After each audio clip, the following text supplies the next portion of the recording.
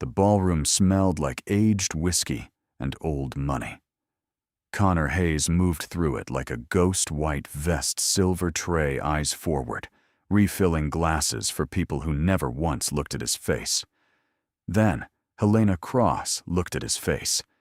She was the kind of woman who collected moments the way others collected art.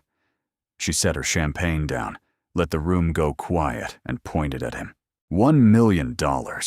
Her voice carried like a verdict. One punch from my guy. You're still standing, it's yours. Laughter rippled through the room. Diamonds caught the light. Connor set the tray down, straightened. Sure. He shrugged off his jacket, folded it. And that was when her bodyguard, 250 pounds of professional muscle, finally saw what was underneath. The man went still. Then he stepped back. Ma'am, his voice dropped. Please, you don't know who this man is. Connor Hayes had a system for mornings. 6 o'clock feet on the floor before the alarm. Coffee started before his eyes fully adjusted to the light. Lunch packed peanut butter on whole wheat, an apple, a juice box left on the second shelf of the refrigerator, where Sadie could reach it herself if he was already gone. Shoes by the door keys on the hook, never anywhere else. The system wasn't elegance, it was load-bearing.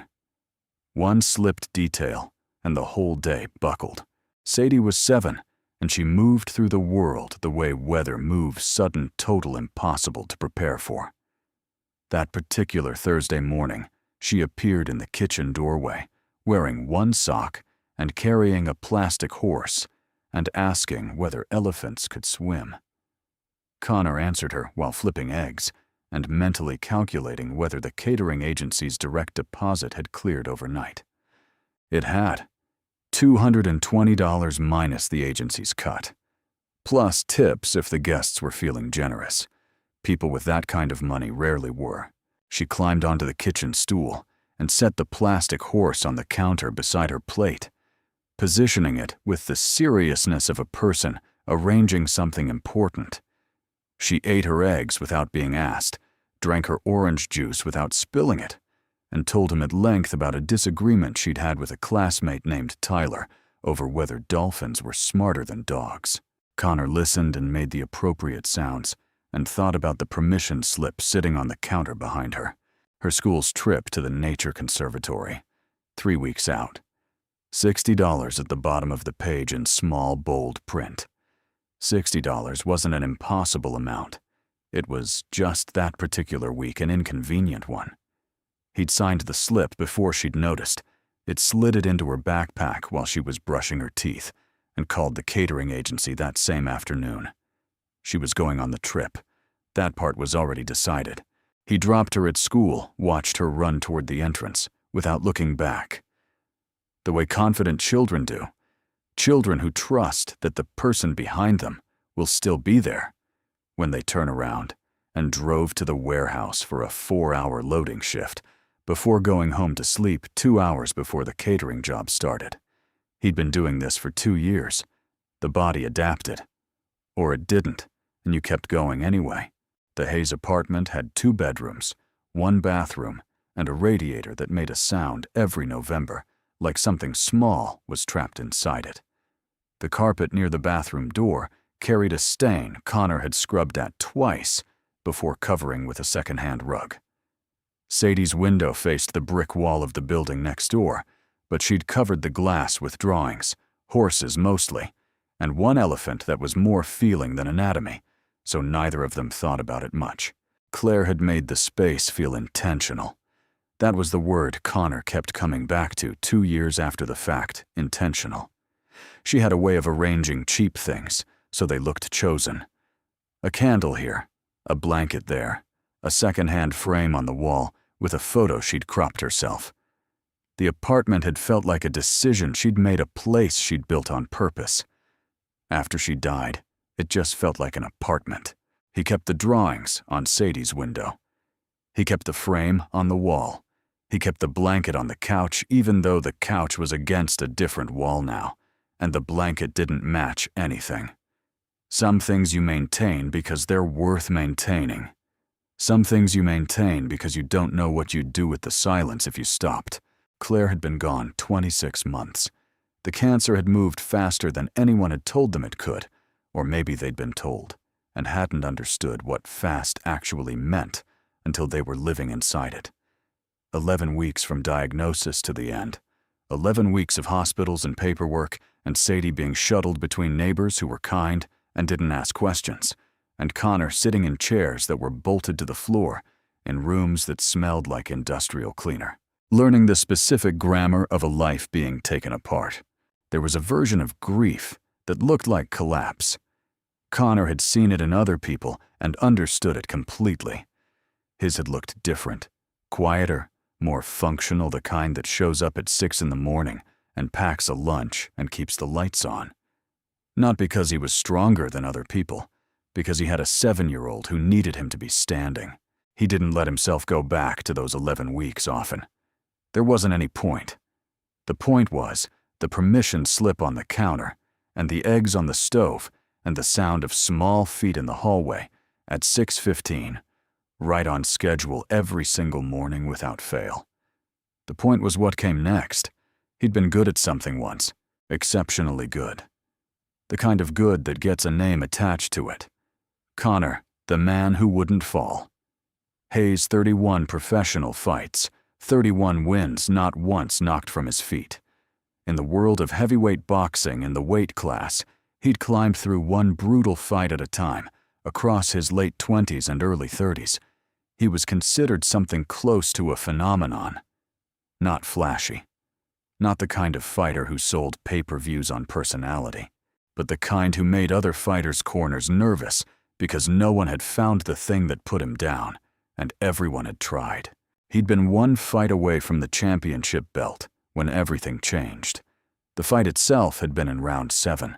His opponent was a younger man named Wade Briggs, hungry fast, the kind of talent that comes along once a decade. Connor had hit him with a left hook that was by every technical measure a good punch. Clean. Legal. The kind of punch that ends fights. Wade Briggs went down and didn't get up. The arena went quiet in the particular way that arenas go quiet, when something has stopped being a sport. Connor stood in his corner and watched the ringside medical team climb through the ropes and did not move. The referee said something to him. His trainer said something to him. He heard none of it. He was looking at his left hand, the glove still on sweat soaking through the red leather, and thinking a thing he would never be able to unthink. He had built those hands into weapons, 15 years of training of bag work and sparring and technique refinement, and the result was that he could do this to another person. He had known that abstractly, the way you know facts without feeling them. Now, it was not abstract. Now there was a young man on a stretcher on the other side of the ropes, and the arena was still making that sound, that specific, terrible quiet. And Connor's hands were the reason. The ambulance came. He sat in the locker room alone and stared at the floor. They kept Wade Briggs in the hospital for 3 days before he stabilized. Connor spent those 3 days in the waiting room 1 floor below, in the same clothes he'd driven there in, leaving only to get coffee from the machine in the corridor and returning immediately.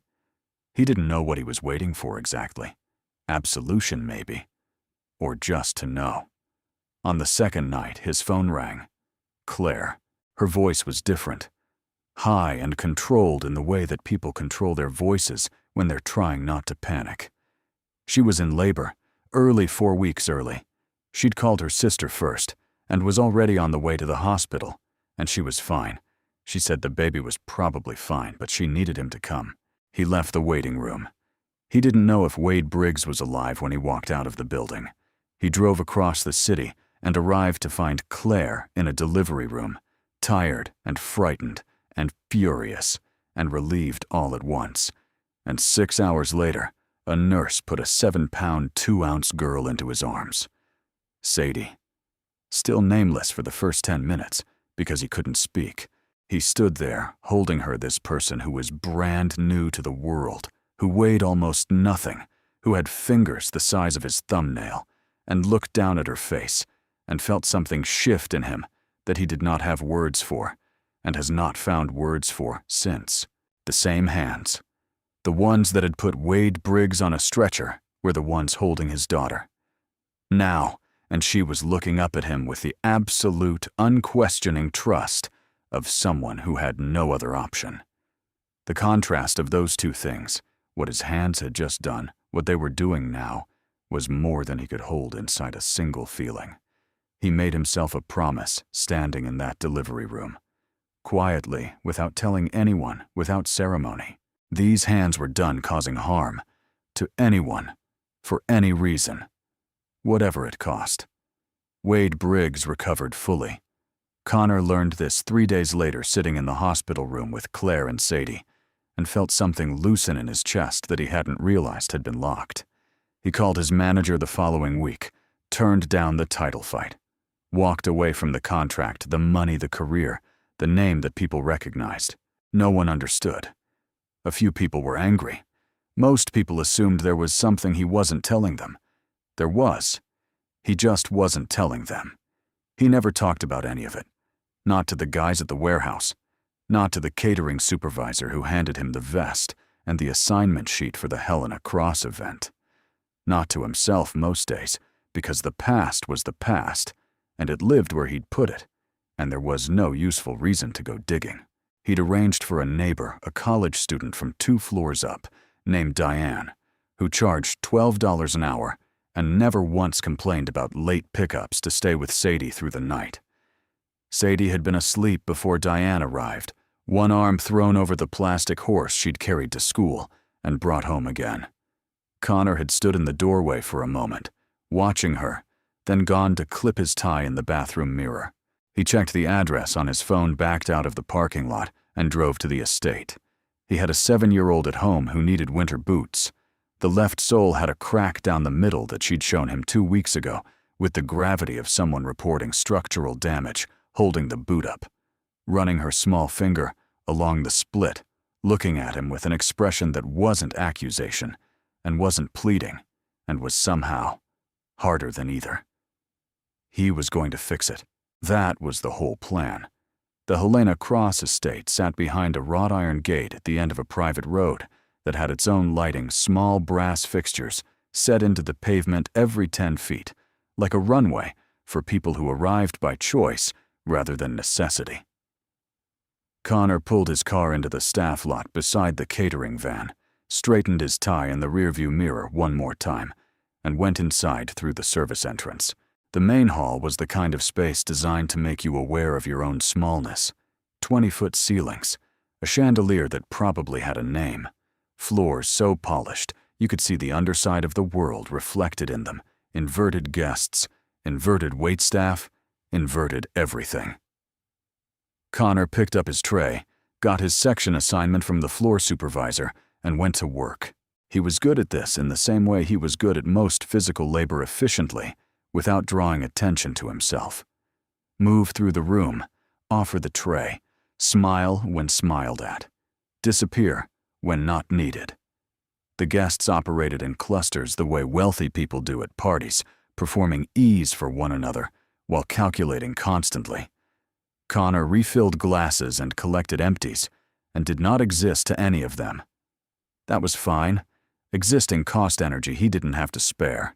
Helena Cross held court near the fireplace. She was somewhere in her mid-50s, angular in the way that comes from decades of intention. Sharp shoulders, sharper jaw, the kind of posture that announces itself before the person does.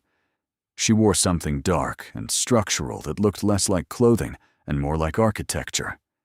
The people around her laughed when she spoke and leaned in when she lowered her voice, and she knew it, and used it the way someone uses a familiar tool.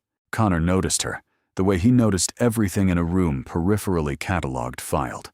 He had no particular feelings about her. She was a guest. He was the help. For the first hour, that was the entire relationship. It started small, the way these things always do. He was moving past the fireplace cluster with a fresh tray, when Helena said something to the woman beside her, and the woman laughed and glanced at Connor's vest. He kept moving. Came back 10 minutes later. Helena was describing something, a trip, a deal, a person she'd encountered, and she gestured broadly, and nearly caught his tray with the back of her hand. When he stepped smoothly aside to avoid the collision, she looked at him directly for the first time.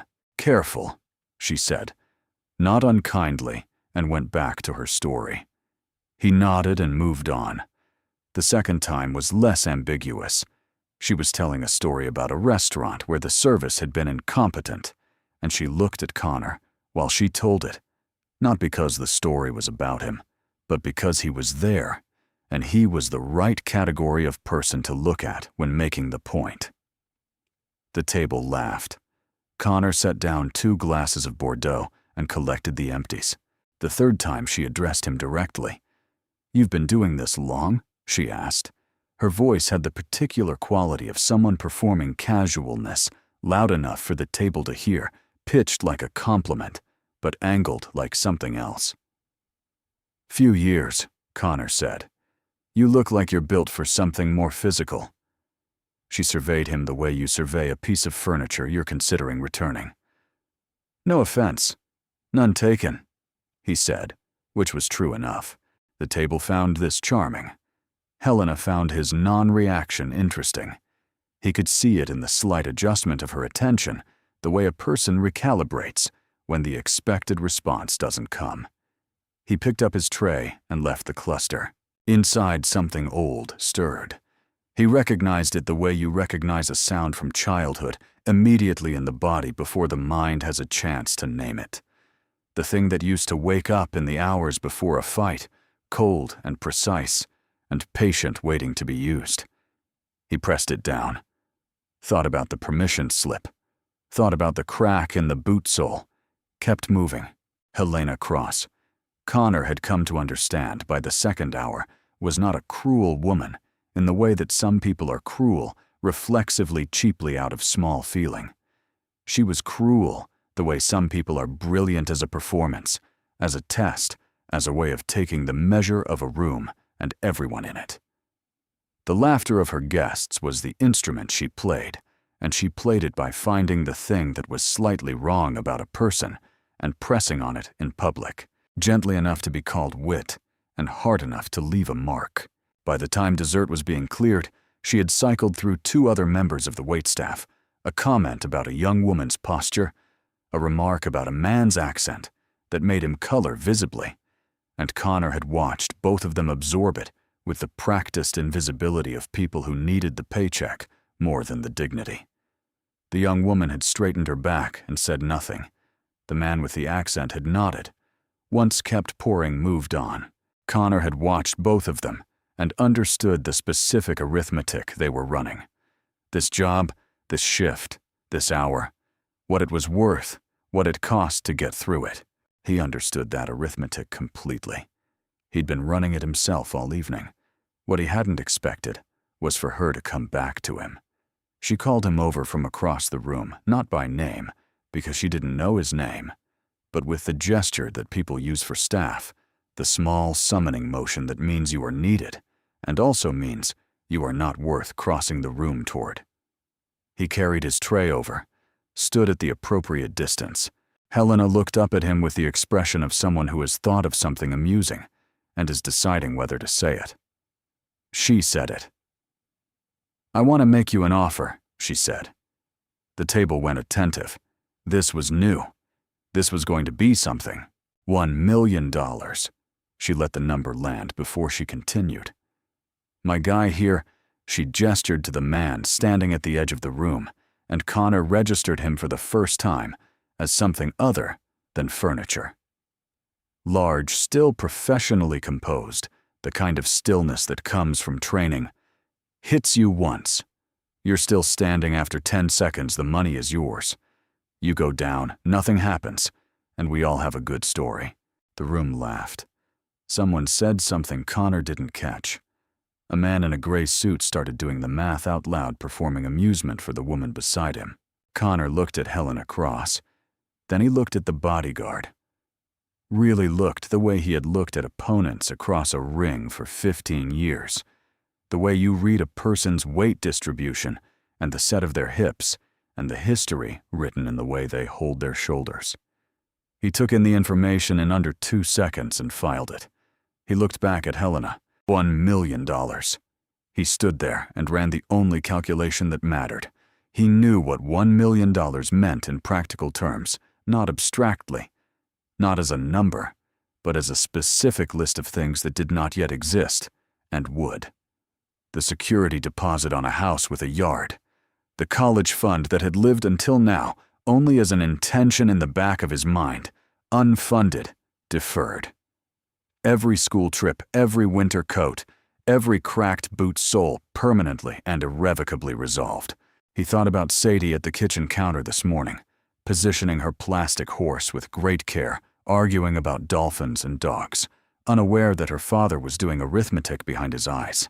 He set his tray down on the nearest surface very carefully, the way he set everything down without sound, without drama.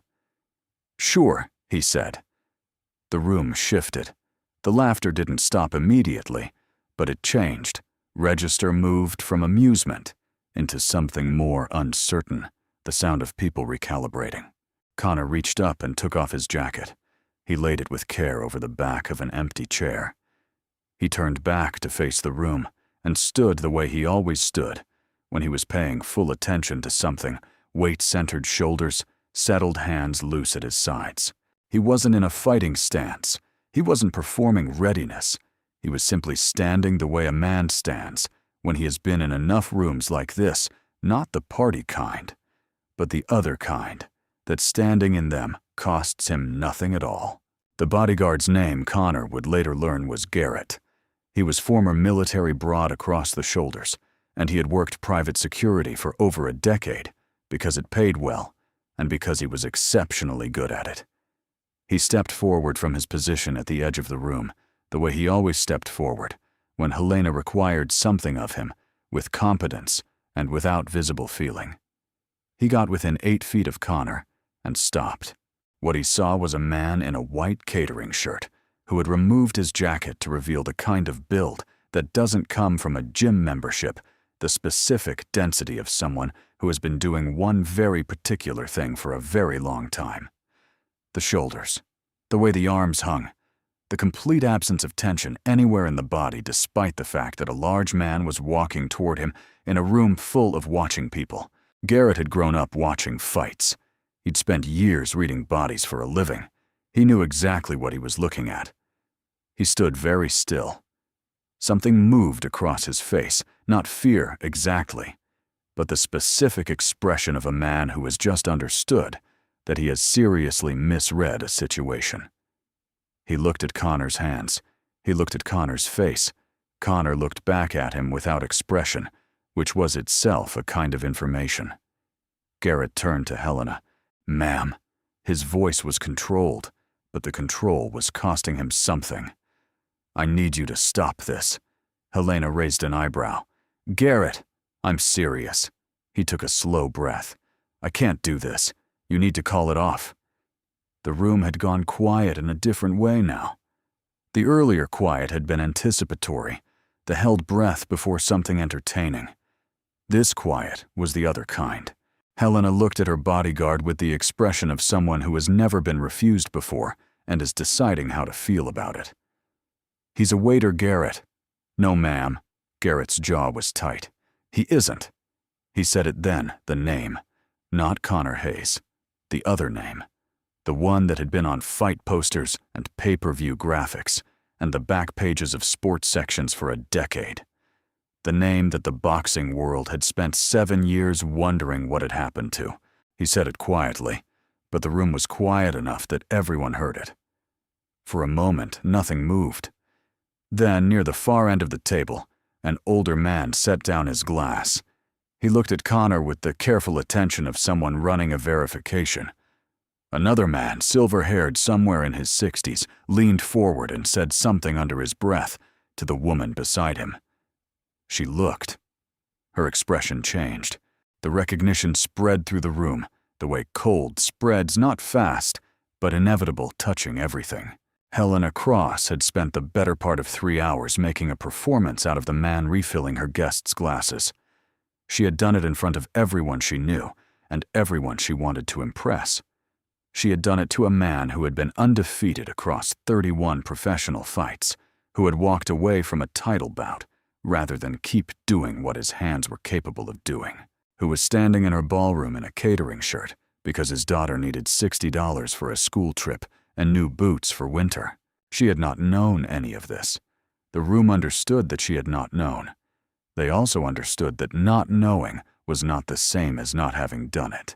Connor stood in the center of the room while 30 people recalibrated everything they had just watched. He could feel the shift, the way the energy reorganized itself.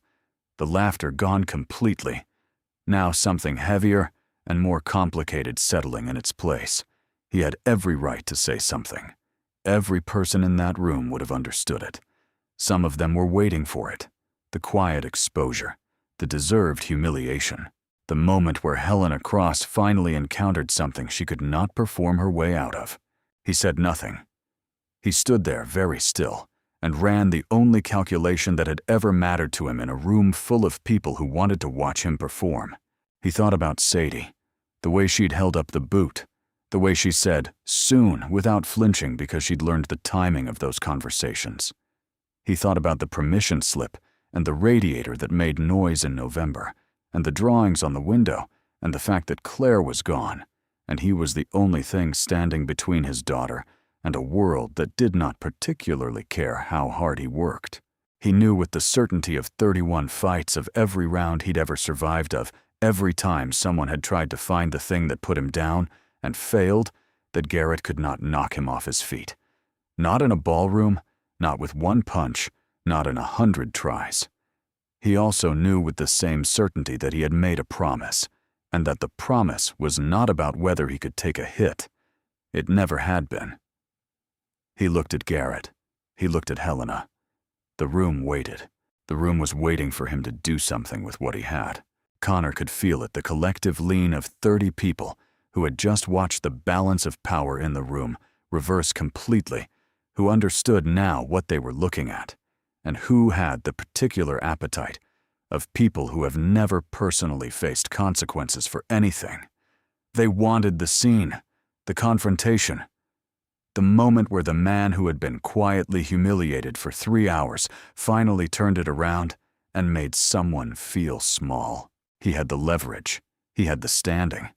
If he had wanted to make Helena Cross feel the weight of what she'd done in front of every person she'd spent the evening performing, for no one in that room would have blamed him. Some of them would have applauded.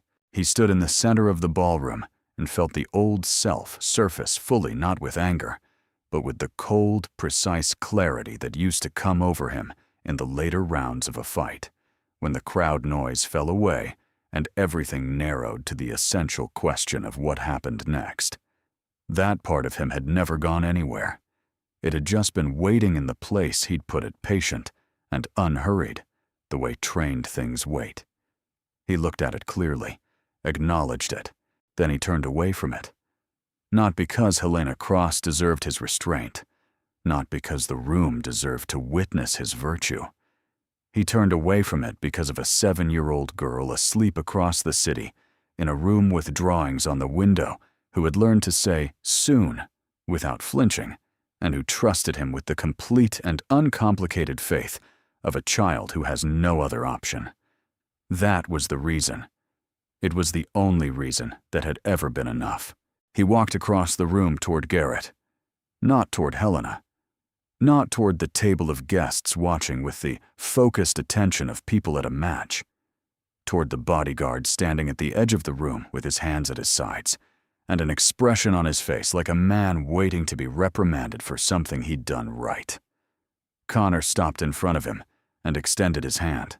Garrett looked at it for a moment, the hand of the man he'd just refused to strike, the hand that belonged to the career he'd grown up watching on grainy pay-per-view screens in his uncle's living room. And then he took it. His grip was firm. His eyes were steady.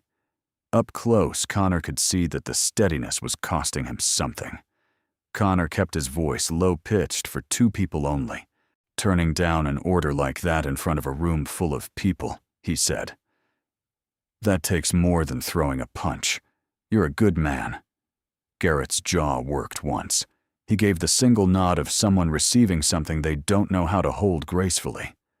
His eyes had gone red at the edges. Connor released his hand and turned back to the room. He picked up his jacket from the chair where he'd set it. Put it on. Straightened the lapels methodically starting from the bottom. Picked up his tray. Turned to face Helena Cross.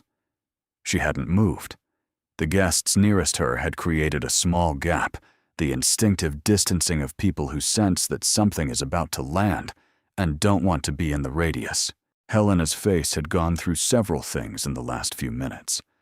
Connor had watched it happen in his peripheral vision. The confusion when Garrett refused her. The recalibration when the name was said aloud. The slow arrival of understanding as the room's reaction confirmed what she was only beginning to piece together. What was on her face now wasn't the performance she'd been running all evening. It was something rawer than that. Something that didn't have a social function. Connor looked at her without hostility, without satisfaction. The way you look at a situation when you've decided it no longer requires anything from you. "I think I should get back to work," he said. His voice was even. "Some of your guests still need refills." He turned toward the nearest cluster and lifted the tray. He heard her move, heels on marble deliberate, crossing toward him faster than he expected. "Mr. Hayes," he turned. She'd closed the distance quickly with the directness of someone who has made a decision and is moving on it before she can reconsider. Up close, without the performance, she looked different. Not smaller. She wasn't a small person in any sense. But the thing she usually carried in front of herself had been set down. And without it, she looked like what she actually was, a woman in her mid-50s, who had just seen something about herself in a mirror she hadn't expected to be there. She said his name once more, quietly, and then, "I owe you an apology." It wasn't phrased as a question. It landed like a statement of fact, the way Helena Cross apparently delivered everything directly without hedging, which meant that, when it was an apology, it carried a different weight than it would from someone who softened things as a habit. Connor waited. "What I did tonight." She stopped, started again. "There isn't a version of it that was acceptable. I knew what I was doing when I was doing it, and I did it anyway, because I thought it was." Another stop. Her eyes moved briefly to the floor, then back up. "I don't have a word for what I thought it was, which tells me something." The room was very still. 30 people were watching Helena Cross apologize to a man in a catering uniform, and every one of them understood they were witnessing something that did not happen often. Not in rooms like this, not from women like her. "I'm sorry," she said. "That's what I mean to say. I'm sorry." Connor looked at her for a moment. The apology was real. He could tell the difference after 41 years of people saying things to him and meaning varying amounts of them. This one landed the way real things land. He nodded once. Helena moved to the small writing desk near the fireplace. She sat, wrote for under a minute, tore the check free with the practiced motion of someone who has signed many checks, and stood and crossed the room and held it out. $1 million. Written in full, made out to Connor Hayes, signed without hesitation. "This isn't the bet," she said. "The bet was stupid. This is..." She looked at the check in her extended hand, then at him. "This is me trying to do one right thing before the night is over." Connor took it. He didn't look at it. He folded it once and put it in the inside pocket of his jacket. Helena watched him do this. Something shifted in her expression. Not quite guilt. Not quite grief, somewhere between the two. "Can I ask you something?" Her voice had dropped. "Why did you agree to it? You knew what it was. You could have walked away." He thought about how to answer. Not because the answer was complicated, but because some things deserve the right words, and not just the nearest ones. "I have a daughter," he said. 7 years old. Her mother died about 2 years ago. He let that settle for a moment. "Tonight I'm here because she needs new boots, and there's a school trip with a fee I needed to cover. That check." He touched the outside of his jacket pocket lightly, the way you touch something to confirm it hasn't gone anywhere. Means she doesn't have to wait for anything. Not ever again.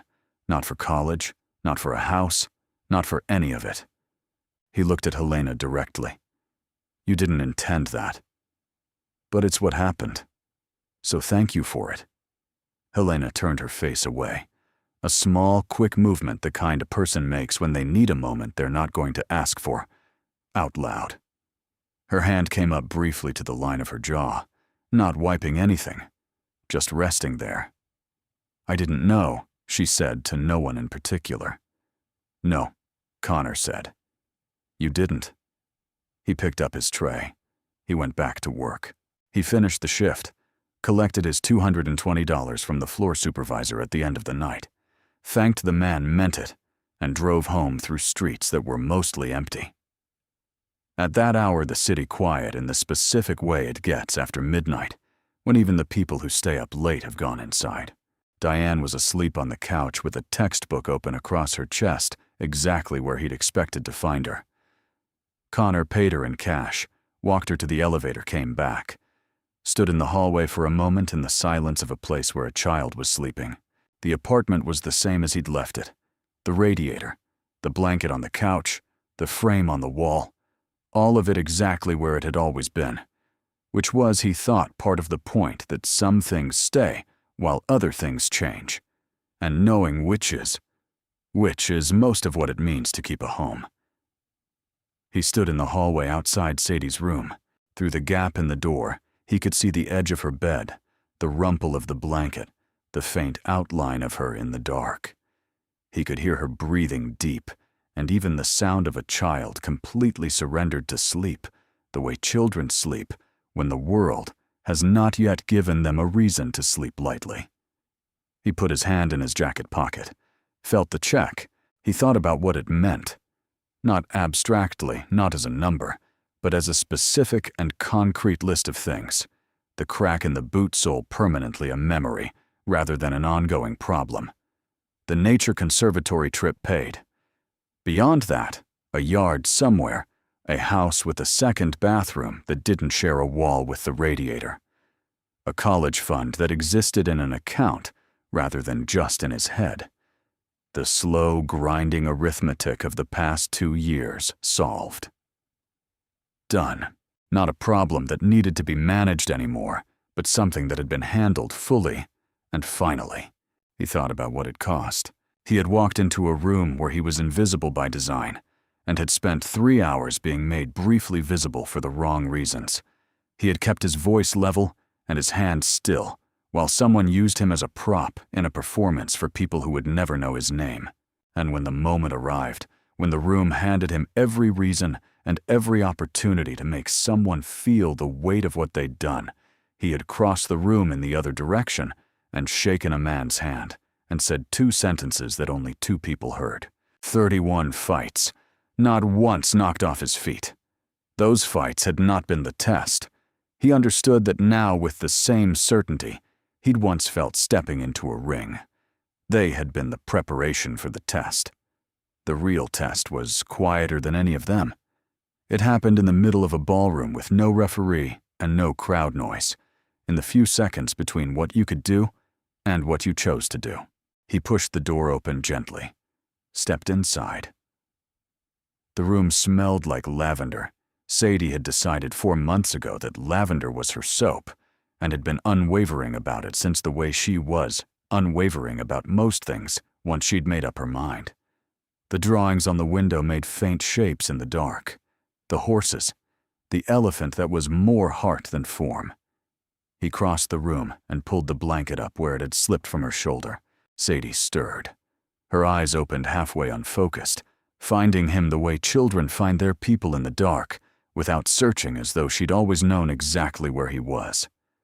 "Daddy, right here," he said. "Go back to sleep. Everything's good." She considered this for a moment, with the solemn gravity of a half-conscious 7-year-old, then closed her eyes. Gone again. Trusting him completely, and without question, the way she always had. The way he had spent the last 7 years, trying to be worth. He stood there for a while. Garrett left Helena Cross's employment 6 weeks after the party. Connor heard about it through a contact in the city's security community who knew both their names and thought Connor would want to know. Garrett had taken a position at a youth athletic center on the west side, running the boxing program, working with kids who needed the structure more than the sport. The pay was a fraction of what Helena had been paying him. Connor tracked down his number and called him. They talked for 40 minutes, mostly about the program, about what the kids there needed, about what Garrett had found in those rooms that he hadn't found anywhere else. Connor knew some people, coaches, former trainers, one ex-promoter who'd reinvented himself as a youth sports advocate after spending 20 years in the professional circuit. He made a few calls. 3 months later, Garrett's program received a small equipment grant. Not enough to change everything. Enough to keep going, which was its own kind of change. Garrett told Connor the last time they spoke that he used the story of that evening as a teaching tool with every new group that came through the gym. Not as a lesson about knowing who you're dealing with, or about the weight of reputation, or about reading a room. He told it as a lesson about the space between capability and choice, about what you do with the thing you're able to do in the moment when no one can stop you, and the only limit is what you decide. Every kid in that gym had heard the story. Every one of them knew where it ended, not with the punch that didn't happen, but with the handshake, with 2 quiet sentences that only 2 people in the room had been close enough to hear. Helena Cross wrote to Connor 4 months after the party. Not a note. A letter, 3 pages handwritten on plain paper with no letterhead. She said she'd spent the first month after that evening doing what she usually did with discomfort, working harder and faster until it receded. She said it hadn't worked this time. She said what he'd told her about his daughter had stayed with her in a way she couldn't describe, except that it had opened a door to things she'd been successfully not thinking about for a very long time. She said she was trying to be different in ways she didn't yet have the vocabulary for, but that she was trying. She wasn't asking for a response. She just wanted him to know. Connor read the letter twice. He put it in the drawer of his nightstand, where he kept the things that mattered and hadn't found another place yet. He didn't write back, not because he had nothing to say, but because some things are complete as they are. She had said what she needed to say. He had done what he needed to do. The space between those 2 facts didn't need to be filled with anything else. The boots arrived on a Tuesday, ordered the morning after the party, expedited, the good kind, with the reinforced sole that Sadie had pointed at in a store window 2 months earlier, and then said nothing about, because she'd learned by then which things she was allowed to want out loud, and which ones she was supposed to wait on. Connor put the box outside her bedroom door before she woke up. Then he went to start the coffee. He heard her find them. The sound she made wasn't words. It was the involuntary, unfiltered sound of a child encountering something unexpected and wonderful. A sound with no performance in it, no audience in mind, just the pure, unguarded noise of a person whose morning has just become something different than they expected. Then her door opened. Her feet hit the floor. She came running into the kitchen with 1 boot in each hand, eyes wide, asking why he hadn't told her. He said he'd had a good night at work. She accepted this without question, the way children accept things from people they trust. She sat at the kitchen table and pulled the boots on over her pajamas and wore them through breakfast and through getting dressed and through the walk to school.